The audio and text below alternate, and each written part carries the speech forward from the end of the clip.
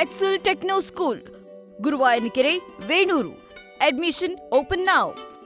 ದೇಶದಲ್ಲಿ ಕಮರ್ಷಿಯಲ್ ಸಿಲಿಂಡರ್ಗಳ ಸಮಸ್ಯೆ ಮುಗಿಲು ಮುಟ್ಟಿದೆ. ಇನ್ನೂ ಒಂದು ವಾರ ಸಮಯ ತೆಗೆದುಕೊಳ್ಳಬಹುದು. ಸದ್ಯಕ್ಕೆ ಪ್ರಯಾರಿಟಿ ಏರಿಯಾಗಳಿಗೆ ಸಿಲಿಂಡರ್ನ ನೀಡ್ತೀವಿ ಅಂತ ಕೇಂದ್ರ ರಾಜ್ಯ ಸರ್ಕಾರಗಳು ಹೇಳ್ತಾ ಇವೆ. ಇದರ ಮಧ್ಯೆ ಒಂದು ಖುಷಿಯ ಸುದ್ದಿ ಏನು ಅಂದ್ರೆ 2 ದಿನಗಳಲ್ಲಿ ಭಾರತಕ್ಕೆ 2 ಗ್ಯಾಸ್ ಟ್ಯಾಂಕರ್ಗಳು ಬಂದು ರೀಚ್ ಆಗುತ್ತವೆ. ಈಗಾಗಲೇ ಹಾರ್ಮುಜ್ ಜಲಸಂಧಿಯನ್ನ ಯುದ್ಧ ಪೀಡಿತ ಹಾರ್ಮುಜ್ ಜಲಸಂಧಿಯನ್ನ 2 ಗ್ಯಾಸ್ ಟ್ಯಾಂಕರ್ಗಳು ದಾಟಿವೆ ಅನ್ನುವಂತ ಮಾಹಿತಿ ಇದೆ. ನಿನ್ನೆ ಶಿವಾಲಿಕ್ ಹೆಸರಿನ ಗ್ಯಾಸ್ ಟ್ಯಾಂಕರ್ ಹಾರ್ಮುಜ್ನ ದಾಟಿತ್ತು. ಇವತ್ತು ನಂದಾದೇವಿ ಗ್ಯಾಸ್ ಟ್ಯಾಂಕರ್ ಹಾರ್ಮುಜ್ ಜಲಸಂಧಿಯನ್ನ ದಾಟುವಂತಹ ಕೆಲಸವನ್ನ ಮಾಡಿದೆ. 2 ಗ್ಯಾಸ್ ಟ್ಯಾಂಕರ್ಗಳು ಹಾಗೆ 2 ಕಚ್ಚಾ ತೈಲದ ಟ್ಯಾಂಕರ್ಗಳು ಇವತ್ತು ಮುಂಬೈ ಕಡಲ ತೀರಕ್ಕೆ ಆಗಮಿಸುತ್ತೆ ಅನ್ನುವಂತಹ ಮಾಹಿತಿ ಇದೆ. ಒಂದು NT ಸಂಯನರಿ ಅನ್ನುವಂತಹ ಒಂದು ಹಡಗು ಮುಂಬೈಗೆ ಆಗಮಿಸುತ್ತೆ ಅನ್ನುವಂತಹ ಮಾಹಿತಿ ಇದೆ. 1.4 ಲಕ್ಷ ಮೆಟ್ರಿಕ್ ಟನ್ ಕಚ್ಚಾ ತೈಲವನ್ನ ಹೊತ್ತು ಬರ್ತಾ ಇದೆ ಈ ಹಡಗು. 50,000 ಮೆಟ್ರಿಕ್ ಟನ್ ಕಚ್ಚಾ ತೈಲವನ್ನ ಹೊತ್ತು ಬರ್ತಾ ಇದೆ. ಜತ್ ಪ್ರಕಾಶ್ 2 ಹಡಗುಗಳ ಆಗಮನ ಆಗ್ತಾ ಇದೆ ಅನ್ನುವಂಥ ಮಾಹಿತಿ ಇದೆ. ಸದ್ಯಕ್ಕೆ ದೇಶದಲ್ಲಿ ಕಮರ್ಷಿಯಲ್ ಸಿಲಿಂಡರ್ಗಳ ವಿಚಾರದಲ್ಲಿ ದೊಡ್ಡ ಮಟ್ಟದಲ್ಲಿ ಕೋಲಾಹಲ ನಿರ್ಮಾಣ ಆಗ್ಬಿಟ್ಟಿದೆ. ಹೋಟೆಲ್ ಉದ್ಯಮಕ್ಕೆ 15ರಿಂದ 20% ಇದು ಎಫೆಕ್ಟ್ ಅನ್ನ ತಂದೊಡ್ಡಿದೆ. ಮತ್ತಷ್ಟು ಡೀಟೇಲ್ಸ್ ನಮ್ಮ ಪ್ರತಿನಿಧಿ ಚಂದ್ರಮೋಹನ್ ನೀಡ್ತಾ ಹೋಗ್ತಾರೆ. ಚಂದ್ರಮೋಹನ್, ಭಾರತದ ಫ್ಲಾಗ್ ಇರುವಂತಹ ಹಲವು ಹಡಗುಗಳು ಪರ್ಷಿಯನ್ ಗಲ್ಫ್ನಲ್ಲಿ, ಓಮನ್ ಗಲ್ಫ್ನಲ್ಲಿ ಸಿಕ್ಕಾಕೊಂಡಿದ್ದಾವೆ. ಆ ಹಡಗುಗಳು ಭಾರತವನ್ನ ರೀಚ್ ಆಗದೆ ಸದ್ಯ ಇಲ್ಲಿ ನಿರ್ಮಾಣ ಆಗಿರುವಂತಹ ಈ ಅಲ್ಲೋಲ ಕಲ್ಲೋಲದ ಪರಿಸ್ಥಿತಿ ಸರಿ ಹೋಗೋದಿಲ್ಲ. ಸದ್ಯಕ್ಕೆ ಏನ್ ಪಾಸಿಟಿವ್ ಸೈನ್ಗಳು ಸಿಗ್ತಾ ಇವೆ, ಏನ್ ಬೆಳವಣಿಗೆಗಳಾಗ್ತಾ ಇವೆ?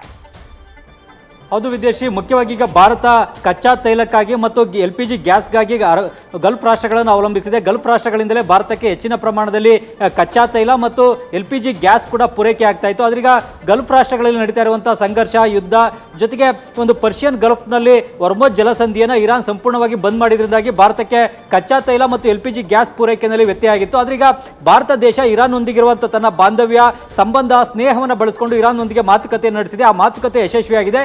ಹೀಗಾಗಿ ಇರಾನ್ ದೇಶ ಈಗ ಹೊರ್ಮುಜ್ ಜಲಸಂಧಿಯ ಮೂಲಕವೇ ಭಾರತದ ಕಚ್ಚಾ ತೈಲ ಟ್ಯಾಂಕರ್ಗಳು, ಹಡಗುಗಳು ಮತ್ತು LPG ಗ್ಯಾಸ್ ಟ್ಯಾಂಕರ್ಗಳ ಸಾಗಾಟಕ್ಕೆ ತನ್ನ ಒಪ್ಪಿಗೆಯನ್ನು ಕೂಡ ಕೊಟ್ಟಿದೆ. ಭಾರತದ ಟ್ಯಾಂಕರ್ಗಳ ಮೇಲೆ, ಹಡಗುಗಳ ಮೇಲೆ ಯಾವುದೇ ದಾಳಿಯನ್ನು ಮಾಡೋದಿಲ್ಲ ಅಂತೇಳಿ ಸ್ಪಷ್ಟವಾಗಿ ತಿಳಿಸಿದೆ. ಇದರಿಂದಾಗಿ ಈಗ ಭಾರತಕ್ಕೆ 2 LPG ಗ್ಯಾಸ್ ಟ್ಯಾಂಕರ್ಗಳು ಬರ್ತಾ ಇವೆ. ಮುಖ್ಯವಾಗಿ ನಂದಾದೇವಿ ಮತ್ತು ಶಿವಾಲಿಕ್ ಹೆಸರಿನ ಗ್ಯಾಸ್ ಟ್ಯಾಂಕರ್ಗಳು ಈಗ ಹೊರ್ಮುಜ್ ಜಲಸಂಧಿಯನ್ನು ದಾಟಿಕೊಂಡು ಭಾರತದತ್ತ ಬರ್ತಾ ಇವೆ. ಇದರಿಂದಾಗಿ ಭಾರತದಲ್ಲಿ ಗ್ಯಾಸ್ನ ಸಮಸ್ಯೆ ಸ್ವಲ್ಪ ಮಟ್ಟಿಗೆ ಪರಿಹಾರ ಆಗುವಂತಹ ಆಶಾಭಾವನೆ ಮೂಡಿದೆ. ಮುಖ್ಯವಾಗಿ ಹೊರ್ಮುಜ್ ಜಲಸಂಧಿಯ ಬಳಿಯೇ ಭಾರತದ 28ರಿಂದ 30 ಗ್ಯಾಸ್ ಟ್ಯಾಂಕರ್ಗಳು, LPG ಗ್ಯಾಸ್ ಟ್ಯಾಂಕರ್ಗಳು ಮತ್ತು ಕಚ್ಚಾ ತೈಲದ ಟ್ಯಾಂಕರ್ಗಳು ಸಿಲುಕಾಕೊಂಡಿವೆ.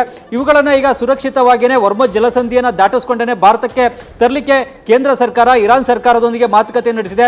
ಇರಾನ್ ಅಧ್ಯಕ್ಷರೊಂದಿಗೆ ಖುದ್ದಾಗಿ ಪ್ರಧಾನಿ ನರೇಂದ್ರ ಮೋದಿ ಅವರು ಮಾತನಾಡಿದ್ದಾರೆ. ಇರಾನ್ನ ವಿದೇಶಾಂಗ ಸಚಿವರ ಜೊತೆಗೆ ಕೇಂದ್ರದ ವಿದೇಶಾಂಗ ಸಚಿವ ಜೈಶಂಕರ್ ಅವರು ಮಾತುಕತೆಯನ್ನು ನಡೆಸಿದ್ದಾರೆ. ಈ ಎಲ್ಲ ಮಾತುಕತೆಗಳು ಕೂಡ ಫಲಪ್ರದ ಆಗಿವೆ ಮತ್ತು ಭಾರತದಲ್ಲಿರುವ ಇರಾನ್ ರಾಯಭಾರಿ ಮೊಹಮ್ಮದ್ ಪತಾಲಿ ಕೂಡ ಸ್ಪಷ್ಟವಾಗಿ ಹೇಳಿದ್ದಾರೆ, ಭಾರತ ಮತ್ತು ಇರಾನ್ ಎರಡೂ ಕೂಡ ಸ್ನೇಹಿ ರಾಷ್ಟ್ರಗಳು. ಇರಾನ್ಗೆ ಭಾರತ ಕೂಡ ಸ್ಪಂದಿಸಿದೆ, ನಮಗೆ ಸಾಕಷ್ಟು ನೆರವಾಗಿದೆ. ಬಹಳ ಹಿಂದಿನಿಂದಲೂ ಕೂಡ 2 ದೇಶಗಳ ನಡುವೆ ಉತ್ತಮವಾದಂತಹ ಬಾಂಧವ್ಯ ಇದೆ.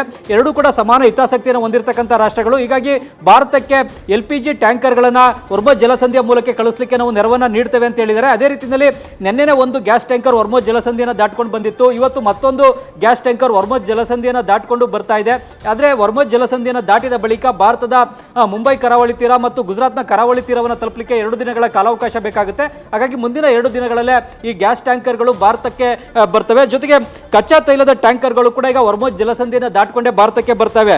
MT ಸಂಯನರಿ ಎನ್ನುವ ಕಚ್ಚಾ ತೈಲದ ಟ್ಯಾಂಕರ್ ಕೂಡ ಮುಂಬೈ ಕಡಲ ತೀರಕ್ಕೆ ಇವತ್ತು ಬರುವಂತಹ ನಿರೀಕ್ಷೆ ಇದೆ. ಇದು ಬರೋಬ್ಬರಿ 1.4 ಲಕ್ಷ ಮೆಟ್ರಿಕ್ ಟನ್ ಕಚ್ಚಾ ತೈಲವನ್ನು ಹೊತ್ತು ಭಾರತಕ್ಕೆ ಬರ್ತಾ ಇದೆ. ಇನ್ನು ಜಗಪ್ರಕಾಶ್ ಕಚ್ಚಾ ತೈಲ ಟ್ಯಾಂಕರ್ ಕೂಡ 50,000 ಮೆಟ್ರಿಕ್ ಟನ್ ಕಚ್ಚಾ ತೈಲವನ್ನು ಹೊತ್ತು ಭಾರತದತ್ತ ಬರ್ತಾ ಇದೆ. ಹೀಗಾಗಿ ಇದೇ ರೀತಿಯಾಗಿ ಕಚ್ಚಾ ತೈಲದ ಟ್ಯಾಂಕರ್ಗಳು ಮತ್ತು ಗ್ಯಾಸ್ನ ಟ್ಯಾಂಕರ್ಗಳು ಕೂಡ ಭಾರತದ ಕಡಲ ತೀರಕ್ಕೆ ಹೊರ್ಮುಜ್ ಜಲಸಂಧಿಯ ಮೂಲಕವೇ ಬರ್ತಾ ಇದೆ. ಈಗ ಭಾರತದಲ್ಲಿ ಮುಖ್ಯವಾಗಿ ಕಚ್ಚಾ ತೈಲ, ಪೆಟ್ರೋಲ್, ಡೀಸೆಲ್ಗೆ ಸಮಸ್ಯೆ ಆಗಿಲ್ಲ, ಆದರೆ LPG ಸಿಲಿಂಡರ್ಗೆ ಮಾತ್ರ ಸಮಸ್ಯೆ ಆಗ್ತಾ ಇದೆ. ಯಾಕೆ ಅಂತ ಅಂದ್ರೆ ಭಾರತ ಪೂರೈಕೆ ಮಾಡ್ಕೊಳ್ತಾ ಇರ್ತಕ್ಕಂಥ LPG ಸಿಲಿಂಡರ್ನ ಪೈಕಿ 90% LPG ಸಿಲಿಂಡರನ್ನು ಈ ಗಲ್ಫ್ ರಾಷ್ಟ್ರಗಳಿಂದಲೇ ಪೂರೈಕೆಯನ್ನು ಮಾಡ್ಕೊಳ್ತಾ ಇತ್ತು. ಆದರೆ ಹೊರ್ಮುಜ್ ಜಲಸಂಧಿಯನ್ನು ಬಂದ್ ಮಾಡಿದ್ರಿಂದಾಗಿ ಏಕಾಏಕಿ ಭಾರತಕ್ಕೆ ಪೂರೈಕೆ ಆಗ್ತಾ ಇದ್ದ 90% LPG ಸಿಲಿಂಡರ್ನಲ್ಲಿ ಕೊರತೆ ಕಾಣಿಸ್ಕೊಳ್ತು. ಈ ಕಾರಣಕ್ಕಾಗಿಯೇ ಭಾರತದಲ್ಲಿ LPG ಸಿಲಿಂಡರ್ಗೆ ಮಾತ್ರನೇ ಕೊರತೆ ಆಗ್ತಾ ಇದೆ.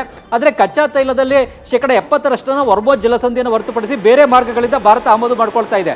ಆ ಕಾರಣಕ್ಕಾಗಿ ಭಾರತದಲ್ಲಿ ಪೆಟ್ರೋಲ್ ಡೀಸೆಲ್ನ ಕೊರತೆ ಆಗಿಲ್ಲ. ಆದರೆ LPG ಸಿಲಿಂಡರ್ಗಾಗಿನೇ 90%ನ್ನು ಗಲ್ಫ್ ರಾಷ್ಟ್ರಗಳನ್ನು ಭಾರತ ಅವಲಂಬಿಸಿಕೊಂಡಿದ್ದರಿಂದಾಗಿನೇ ಭಾರತದಲ್ಲಿ ಈಗ ಈ ಒಂದು LPG ಸಿಲಿಂಡರ್ನ ಕೊರತೆ ಉಂಟಾಗಿದೆ. ಹೋಟೆಲು ರೆಸ್ಟೋರೆಂಟ್ಗಳಿಗೆ ಪೂರೈಕೆ ಮಾಡೋಕ್ಕಾಗ್ತಾ ಇಲ್ಲ. ಆದರೆ ಗೃಹ ಬಳಕೆ LPG ಸಿಲಿಂಡರ್ಗಳಿಗೆ ಮೊದಲ ಆದ್ಯತೆಯನ್ನು ಕೊಟ್ಟು ಕೇಂದ್ರ ಸರ್ಕಾರ ಪೂರೈಕೆಯನ್ನು ಮಾಡ್ತಾ ಇದೆ. ಜೊತೆಗೆ ಆಸ್ಪತ್ರೆ, ಶಿಕ್ಷಣ ಸಂಸ್ಥೆಗಳಿಗೆ 2ನೇ ಆದ್ಯತೆ ಕೊಟ್ಟಿದೆ. 3ನೇ ಆದ್ಯತೆಯನ್ನು ಈ ಕಮರ್ಷಿಯಲ್ ಪರ್ಪಸ್ನ LPG ಸಿಲಿಂಡರ್ಗೆ ಕೇಂದ್ರ ಸರ್ಕಾರ ಕೊಟ್ಟಿದೆ.